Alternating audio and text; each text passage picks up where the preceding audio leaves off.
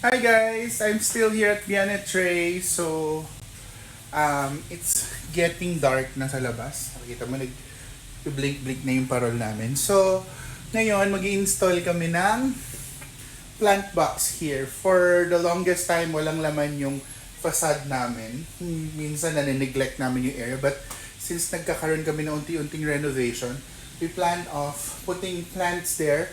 So, wala akong makitang perfect na paso. So, we've thought of asking Mike, my ever faithful and very talented carpentero, to make me a plant box na kami rin ang nag-design. So, tara, dumating na siya. Ginawa siya actually sa bahay. Tapos, dadalhin na siya dito yakin. So, salubong natin, gang. Where is it? Na. Thank you, Kuya Dolpo. Medyo mabigat. Shout out sa effort nila Kuya at ni Mike. Yun. Ayun na natin. Ayun na siya. I'm so excited.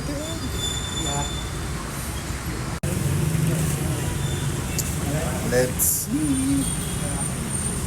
Sukat na Mike yan.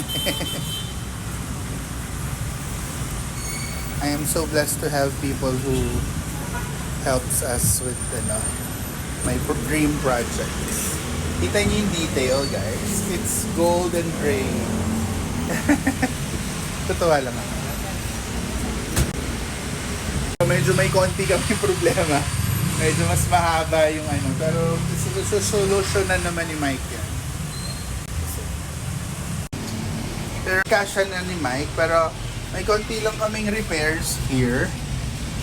Kasi kailangan natin putulin yung kung saan mo ina-attach yung yung kandado. Kasi hindi naman din namin nagagamit to kasi meron na kaming central lock doon para magkasya. Kasi nung ni-UP namin to, yung naka-apektuhan yung sa door. So, kailangan lang niyang i-straight. And then, para masara yung door. You know, I enjoy this kind of challenges, guys. Buti na lang din skillful yung mga ka-work ko. Sige, I do the thinking. They do, mas din sila sa thinking. So, yun. Ito yung sinasabi ko, para, kasi ito yung facade namin. And then, masyadong blanco na tong space for the longest time. Medyo na-neglect namin yung area. So ngayon, I'm doing an accent wall actually. And putting a logo of Bianet Tray here. Tapos here, palagyan ko ng tropical plants like, meron akong biniling mga birds of paradise. Para maganda yung dating niya. Para medyo may resort feels na. So, we're looking forward kung paano magiging resulta nila. Okay? Watch out. Back inside the clinic, guys. Kakatapos lang na sa client. So, tour ko lang kayo ng konti. Hindi pa ito yung official tour, Ito yung reception natin. Medyo magulo. Pero, yun.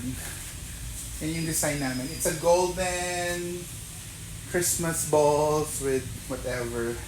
Ito matagal na namin tong matagal na namin tong decoration. Sa kabilang building pa kami. And then nag-order ko ng train para may choo-choo train tayo on natin. Ayaw. Low bat. Tapos, ako lang nag-design nito. Bumili kami ng mga iba-ibang mga balls para ilagay dyan. This, nakalkal ko lang last minute, wala sa plano. It complemented naman kasi empty na empty para hindi siya mukhang walang So, kita niyo naman yung detail.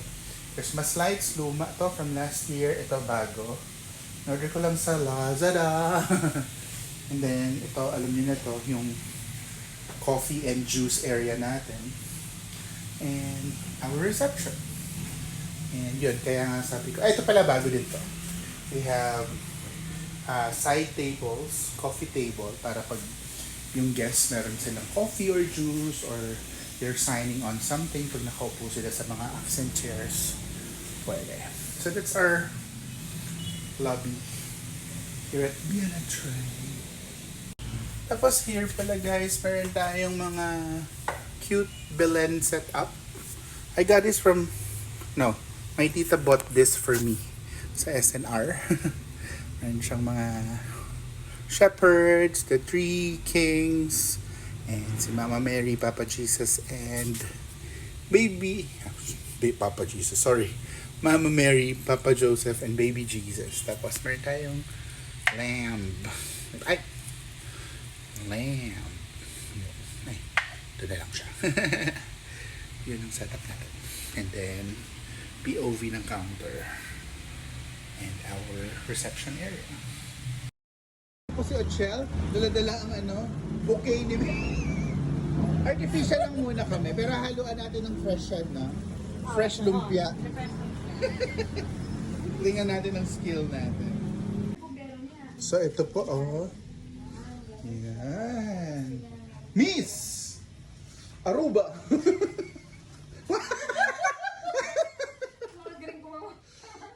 So, pinagrinder natin kay Mike.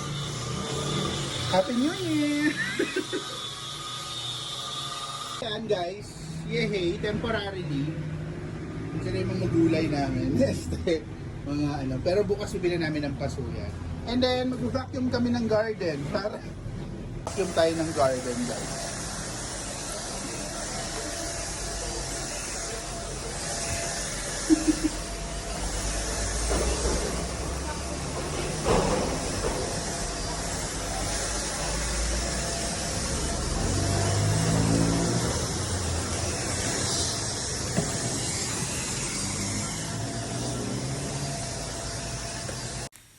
Okay, we're so happy kasi look at this guys. Hindi pa siya ganun katapos but tadan!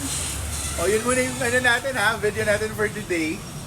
Kasi ibahin natin yung vlog natin kapag i-reveal na natin yung ating facade wall. Okay, thank you for watching! Till our next video!